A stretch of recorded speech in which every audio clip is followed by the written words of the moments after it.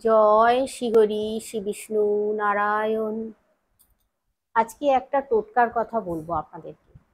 সেই টোটকাটা করতে পারলে আপনাদের হাতে প্রচুর টাকা আসবে। টোটকাটা কিন্তু খুব শুদ্ধ মনে, খুব ভক্তি মনে করতে হবে। টোটকাটা করতে হবে বৃহস্পতিবার দিন অথবা শুক্রবার দিন, শুক্লপক্ষ দেখে।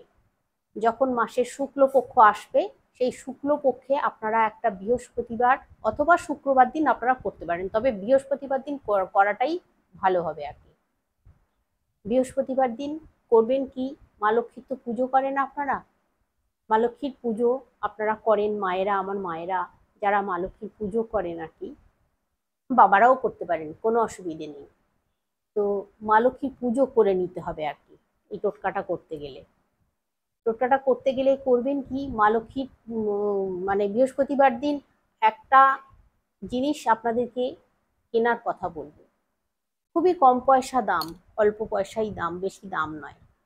তবে সেই জিনিসটা ব্যবহার করা জিনিস হলে চলবে না। রান্নাঘরে হয়তো পড়ে আছে, অনেকদিন থেকে রান্নাঘরে ব্যবহার করছেন এই জিনিসটা, সেই জিনিসটা নিয়ে কিন্তু আর ওই পুজোটা করা চলবে না। দোকান থেকে কিনে নিয়ে আসতে হবে। রান্নাঘরের পাত্রে ঢালার আগে আপনাকে দোকান থেকে কিনে নিয়ে এসে সেখান থেকে তুলে নিতে হবে। কি জিনিসটা এবার বলে দিচ্ছি।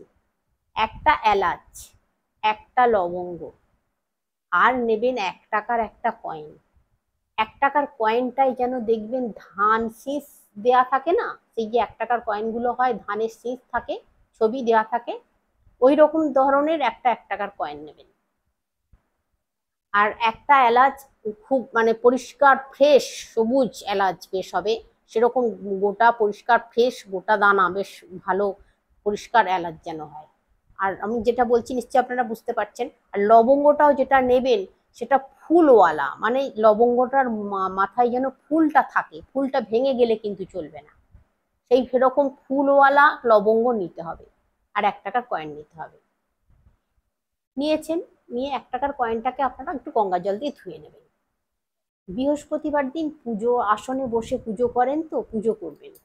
যখন পুজো করবেন, আসনে বসে পুজো করতে যাবেন, ঠিক পুজো করার আগে ওই 3টে জিনিস মা লক্ষ্মীর পায়ের কাছে রেখে দেবেন। মা লক্ষ্মীর পায়ের কাছে রেখে দিয়ে পুজো করবেন। পুজো হয়ে গেলে আপনারা ওইখান থেকে ওই জিনিসটা তুলবেন। কিন্তু যখন আপনারা পুজো করবেন, ওটা মা লক্ষ্মীর পায়ের কাছে রেখে পুজো হয়ে গেল, পুজো হয়ে যাওয়ার পর ওই আসনে বসেই আপনাকে মা লক্ষ্মীর পায়ের কাছ থেকে নিজের হাতের মুঠোয় নিয়ে নিতে হবে ওই 3টে জিনিস, লবঙ্গ, এলাচ, 1 টাকার কয়েন, নিজের হাতের মুঠোয় নিয়ে নিতে হবে। নিজের হাতের মুঠোয় নিয়ে একটা মন্ত্র 108 বার জপ করতে হবে। খুবই ছোট সহজ মন্ত্র, ওম মহালক্ষ্মীয়ে নম। ওম মহালক্ষ্মীয়ে নম।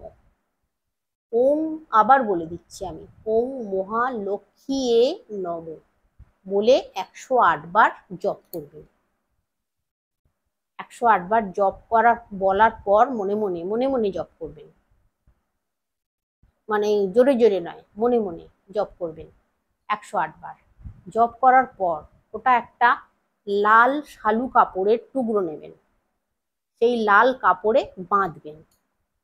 বেঁধে আপনাদের যেখানে টাকা পয়সা রাখেন, মানে যেখানে তো একটা জায়গায় তো গচ্ছিত রাখেন টাকা পয়সা, যেখান থেকে ব্যবহার করবেন বলে সেখানে মানে রাখেন, এক জায়গায় বেশ অনেকটা টাকা রাখেন, সেখান থেকে নিয়ে তো খরচা করেন।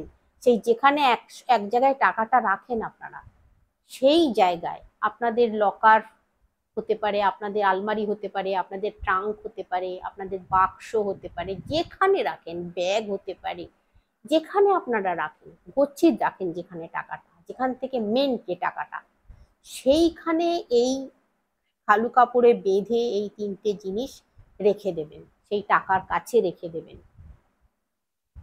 অবশ্যই কিন্তু যখন পুজো করবেন মা লক্ষ্মীর কাছে মনস্কামনাটা জানাবেন।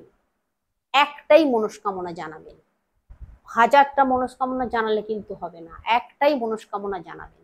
ঠাকুরের কাছে মনস্কামনা জানিয়ে এইটা লাল শালু কাপড়ে বেঁধে ওই যেটা বললাম আমি ওই কাজটা করুন। তারপরে দেখুন আপনাদের হাতে টাকা পয়সা থাকবে তো বটেই, টাকা পয়সা আসবে। আপনারা যারা ব্যবসা বাণিজ্য করেন তারাও ব্যবসা বাণিজ্য করতে পারবেন, রোজগার করতে পারবেন। টাকা পয়সা হাতে কোথা থেকে আসবে আপনারা বুঝতে পারবেন না, মানে আপনাদের হাতে টাকা পয়সা চলে আসবে। এভাবে আপনারা এই টোটকাটা করুন। আপনাদের কিছুদিনের মধ্যেই আর কি, একটু ধৈর্য ধরতে হবে। কিছুদিনের সঙ্গে সঙ্গে তো করলেন, আজকে করলেন আর ফু দিয়ে এমনি কালকেই হয়ে গেল সবকিছু, তা করলে তো হবে না। আপনাদেরকে ধৈর্য ধরতে হবে। আর ঠাকুরের কাছে সবসময় ঠাকুরকে জানাতে হবে, মা লক্ষ্মীকে সবসময় জানাতে হবে, মা লক্ষ্মীকে মনস্কামনা জানাতে হবে, মা লক্ষ্মীকে প্রণাম করতে হবে প্রতিদিন, মা লক্ষ্মীকে কাছে জানাতে হবে, মা লক্ষ্মীকে ডাকতে হবে মন প্রাণ ভরে, মা লক্ষ্মীকে মানে স্মরণ করতে হবে। তারপরে দেখুন আপনাদের উপকার হবেই হবে। তো আজকে আসছি, সকলে অনেক সুস্থ থাকবেন, অনেক ভালো থাকবেন শ্রীহরি শ্রী বিষ্ণু নারায়ণের কৃপায়। আর যদি পারেন কমেন্টে শ্রীহরি শ্রী বিষ্ণু নারায়ণের নামটা একটু লিখে যাবেন। আজকে আসছি, আবার সামনে ভালো ভালো টোটকা আমি পেলেই আমি আপনাদের সঙ্গে শেয়ার করব। আমি পেলেই আপনাদেরকে আমি দিয়ে দেবো টোটকা। আজকে আসছি।